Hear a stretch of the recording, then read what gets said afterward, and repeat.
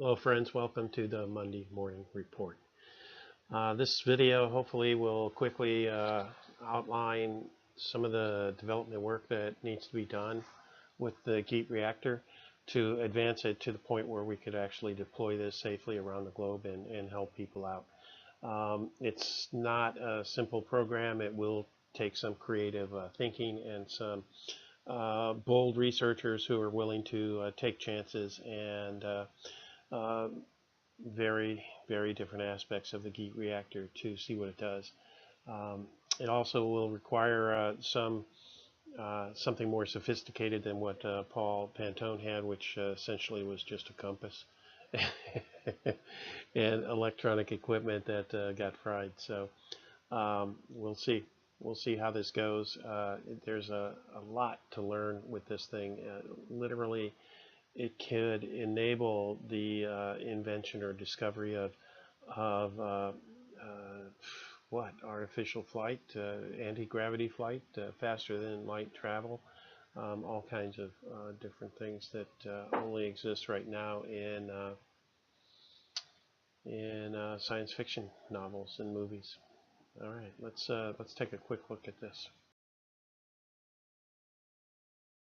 Okay, essentially the development laboratories that need to spring up around the country also need to be coordinated with production facilities once they, validate a design and show that it's capable of meeting some of these specifications. Like um, uh, cosmic rays is a primary thing that's interacting with the planet and needs to be shielded. So in specific areas, especially around like the supervolcanoes that dot the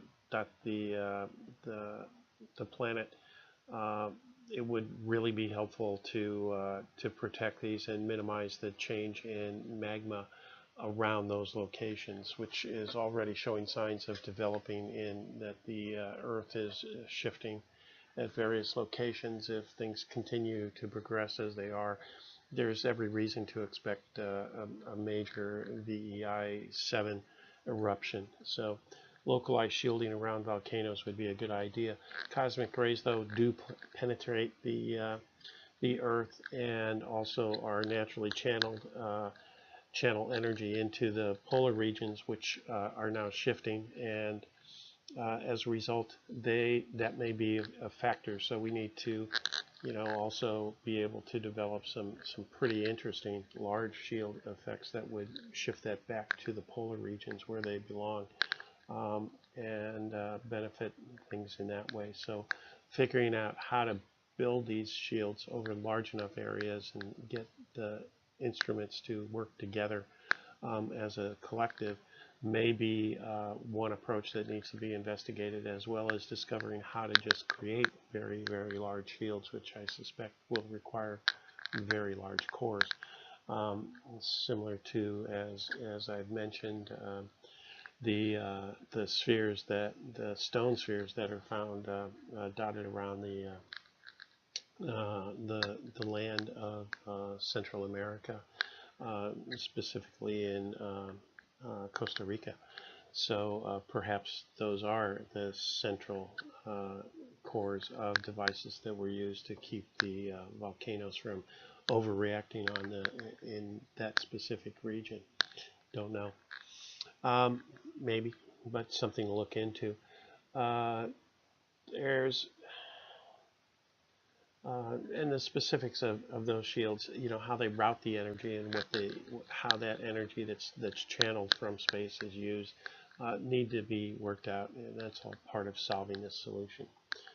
Um, okay, um, I ideally, of course, we're looking at protecting areas that are at least, city-sized to enable the densely populated regions of the planet to remain intact and whole. Um, if a major flare-up does hit the planet, it will hit the whole planet. Any place the shield is weak enough that it can't robustly stay in space and comes into the atmosphere will take out the satellites above it. And if it's as weak as the current structure of the South Atlantic anomaly is, it will come all the way down to the ground level and essentially take out the power grids in the areas where that weakness exists. And in addition to that, it could very well ignite the transformers and start fires wherever transformers are on the grid, and or even if it's strong enough, ignite fires wherever wires are running, which is inside all the buildings that are built in the world today by modern men, which means massive fires. And I happen to be in a section of Northern California. I know how deadly those massive fires can be, and essentially we're looking at a total loss of life in that situation, which is going to leave a mess that take years to recover from. But that's just the first strike. There's bound to be more in this transition period and during the minimum. So it's not something that we'll probably recover from. Craft, we need to, of course, get general guidelines and deployment specifications for systems that are crafted, and also develop, make sure that we develop, how we measure the effectiveness and what is really happening with the energy. So that takes some expertise that exists in the science community today, but applied to new ways, and also ways of detecting and channeling the electricity that comes off these things is important to contain that, so that it doesn't screw up or cause a problem in itself by energizing the grid structure from a shield that we put up. So that's all important and needs to be contained and controlled. But we don't really have a choice in terms of how we engage this development effort. It needs to be done as quickly as possible, and there's likely to be mistakes, and hopefully nothing too serious will fall out of it. But it would be beneficial to be able to do this. Paul certainly did all of his development work in populated areas, but he was careful not to tap into the grid or anything like that. In the work that he was doing, he paid his taxes and bought power just like everybody else, even though he had systems that could generate it. Directional shield is certainly something that should be investigated. This would be the ideal way of approaching it if we could focus and beam a shield and have it materialize around, from the perimeter, enclose the magma chambers of volcanoes would be the ideal solution for that particular application. But the same thing could in fact be used in our farms. It may in fact prove to be an effective way of fighting fires, which would be an interesting development, because fires are in fact plasma reactions. They're just at a very low level, and being able to contain or channel or suppress those with these devices would be a great way to fight fires without consuming resources or worrying about trying to coordinate firemen and things like that. Of course, it might put them out of business, since fires can be detected, by satellites, and if these, directed fields could be projected by satellites, then you've essentially eliminated the need for firemen, right? Sorry, guys. It was a good gig while you had it. And also, anyway, there are other benefits I'm sure you can think of with that. Um, and so this is a process of breaking down the nuclear structures of atoms safely in a self-contained unit, and then reconstructing it into useful materials. It makes total sense to try to explore that further and see what other materials can be replicated and how that needs to be controlled. We have some ideas on how that's done, because it has been done successfully with water electrolyzers by a few people, and so we've got a tip on how to make that happen. It's just a question of experimenting and seeing if we can influence that, which I believe we can. they've also made organic materials, so replicated organic materials. So, the replicators of Star Trek actually are within reach, in my opinion.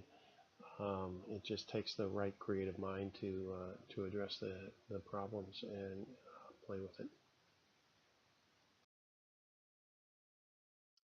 And then here are 10 things that are critical. Well, and also could be impacted. Of course, the cosmic ray shielding and redirection of energies from space is to optimize our habitat conditions is the number one thing. To enable effective and safe weather control is also possible.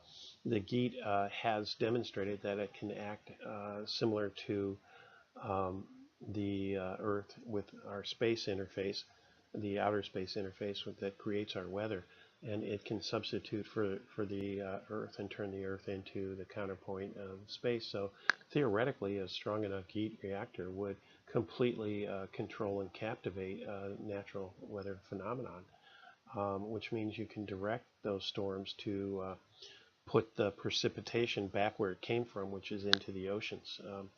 That's certainly a possibility, or even defuse or turn off with a GEAT reactor an active weather system, simply by maybe energizing it in the eye of a storm, or dropping it, from a high altitude plane into a storm system.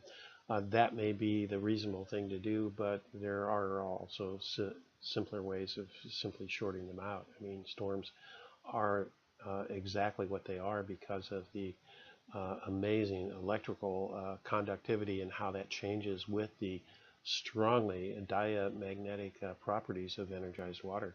So the combination of the two creates very high winds and also limits the discharge of the electric field differences that exist, which can be neutralized simply by injecting a conductor in there, like say a rocket-fired wire or cable, or some similar thing. Um, uh, Paul essentially told me that he was able to completely switch off or discharge the tornadoes that were generated between the GEAT and the Earth by simply sticking a wire coat hanger in the middle of them. And the discharge, though, was quite violent at the time.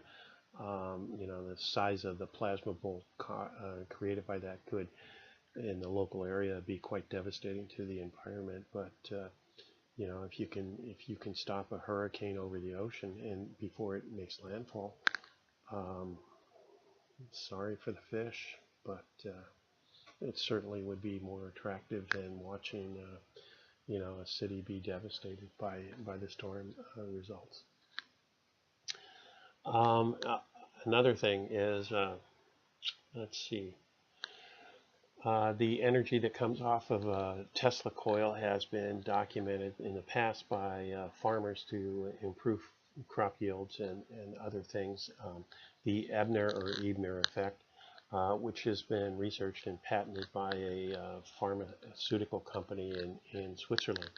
Um, uh, the patents may be close to expiring. I don't know. They never implemented it, of course, because it compromised their economic viability of selling fertilizers to farmers. But they found it far superior in that it really increased the yields on crops. It actually changed the expression of the DNA to more ancient forms that had shorter growth cycles. So it may be something that naturally occurs to natural seed uh, in the coming environment that has a highly charged atmosphere, but um, which would be consistent with promoting life on the planet, even though the environment changes. I mean, this is a natural event that we'll probably see expressing itself, but maybe too late before many people starve to death. So we could encourage that to happen quicker and sooner and control it with GEAT reactors, say, in the center of our crops at certain locations, just generating these fields. Or by using them to treat germinating seeds before we plant them, which Abner documented, worked quite well. You don't have to expose the fields to the ongoing fields. You can't fields and fields. Okay, you don't have to expose the crops as they grow to the fields to have this effect. Although um, plants that have already germinated and have established this will produce more effectively than they have in the past. So you don't have to replant everything. Um, and the effect lasts for a couple generations of crops, even though the fields are never, they're not exposed to high fields again. So there are different ways to implement it. Also, there are healing effects of the Tesla fields and energy that's produced by equipment. There used to be a branch of medicine that used these high voltage systems and spark gap systems to generate these fields that would remove tumors and improve things. Of course, that took a lot of money out of the pockets of the really kind doctors who choose never to do harm by giving you deadly chemicals and causing you to die from the cure, if not the disease. So, you know, taking money out of their hands and pockets certainly is not something they would promote, but it's something that is a natural consequence of this technology. Next, we also have the ability to completely eliminate toxic waste, including these uh, radioactive chemicals that now have millions of tons of that sitting around in reactors all over the world and in some toxic dump sites, waiting to leak and leach out and actively being produced and leaching from the Fukushima reactor into the Pacific Ocean, of which we've seen radioactivity levels go up in fish and also in climates or habitats around the world, especially in the Hawaiian Islands and other locations. So it would be nice to be able to clean all that up, which you can do with these systems. Um, in addition to that, we also have more effective communications potential. The carrier waves of these systems do penetrate through any non-conductive materials, just like magnetic fields.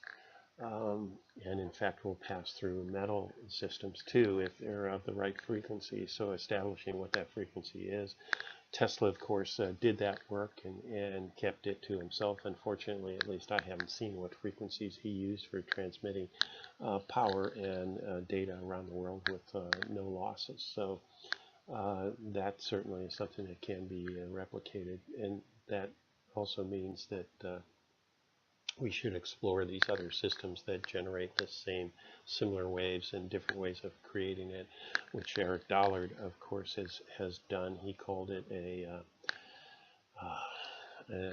longitudinal dielectric wave generator, and it simply is a simple way of changing how you organize transmission lines from the classic way, which couples them capacitively and couple them inductively instead with inductors and have them transmit capacitively, which causes a shift in the wave from the transverse direction to the longitudinal direction, and gives you faster than light performance for signal propagation, and also enables amplification in line of power, which can be a good thing if it's controlled properly, of course. Um, and then, of course, there are RC drone systems that can benefit from this in that they do not need to carry fuel. They can be receivers for energy that's beamed to it. And in addition to getting instructions or computational effort to actually do remote excavating and or construction of turning materials into solid form that are powder or sand and other things. Mixtures can be used to build systems like 3D printers do today, only in a major way in terms of excavating and doing construction, say under the ground, if we need to actually carve out significant living areas underground to enable survival um, quickly and efficiently in the coming extinction events.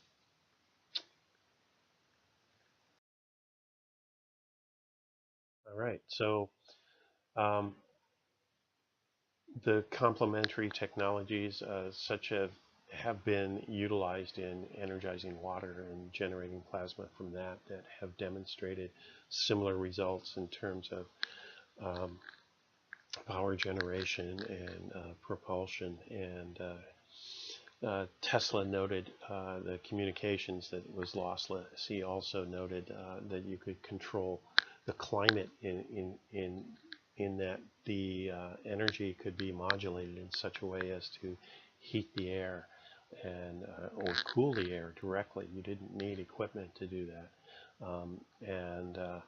and or cause the air to glow and actually produce light without actually any light bulbs or other systems. All of these are natural effects.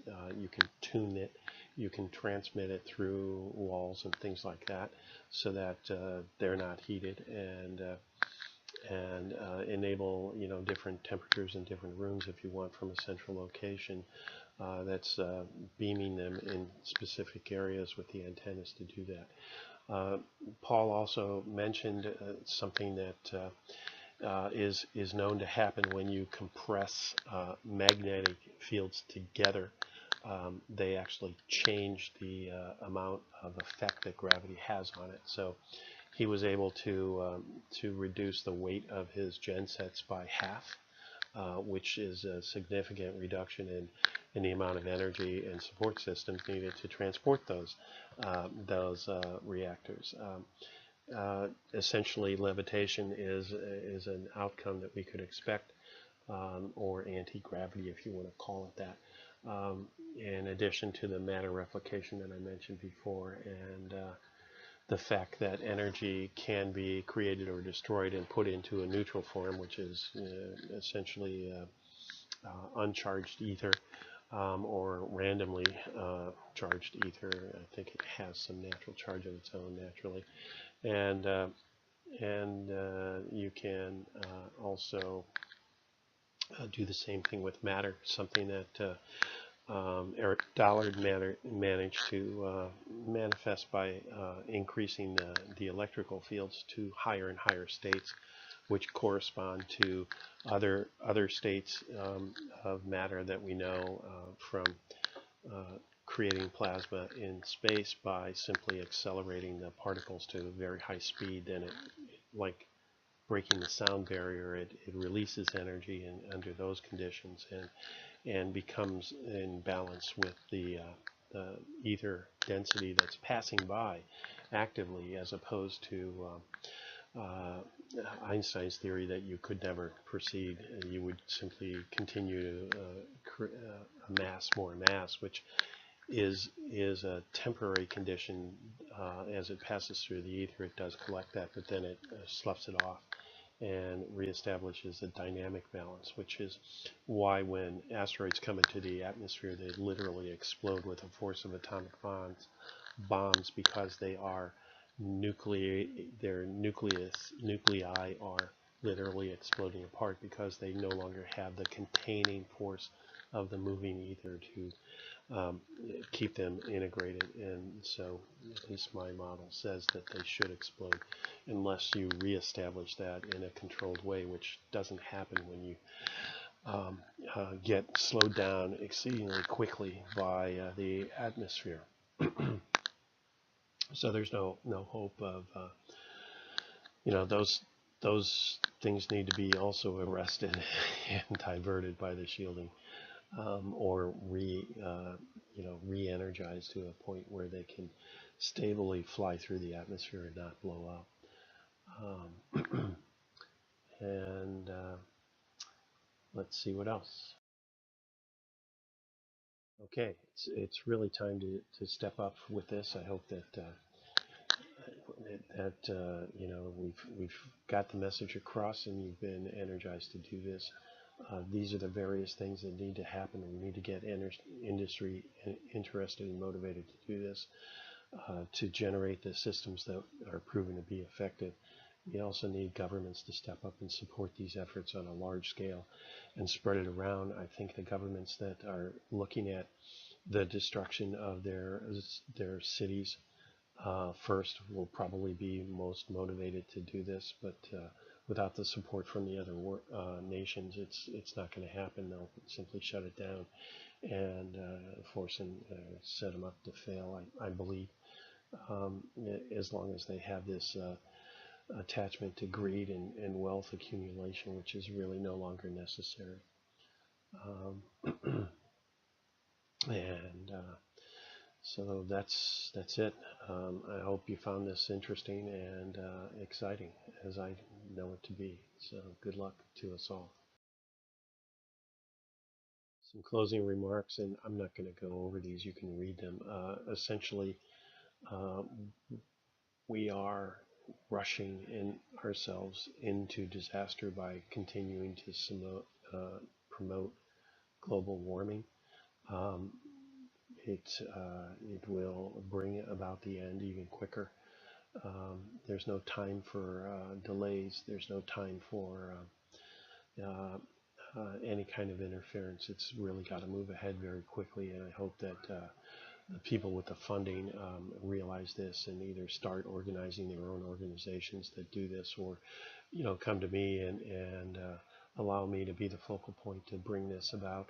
But I'm okay giving it to other people that have more leadership experience than I do.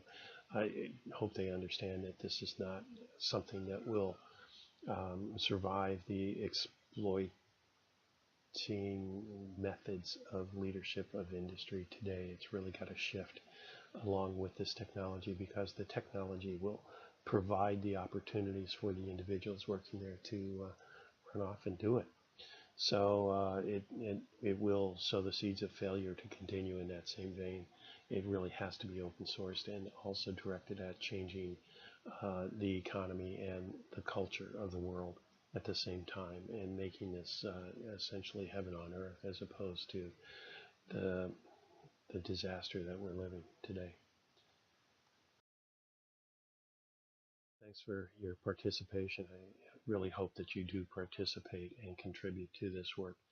We need all your help. Here's where you can reach me. Um, as you've seen in my other videos, hopefully you've watched those before. So thanks again, and good luck to us all. Live long and prosper. Peace.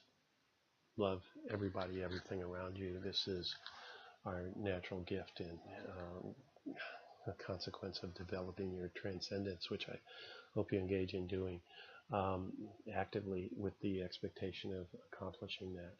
I'm not going to pimp my book right now, so go for it. That's it. Thank you again. Good luck. Bye.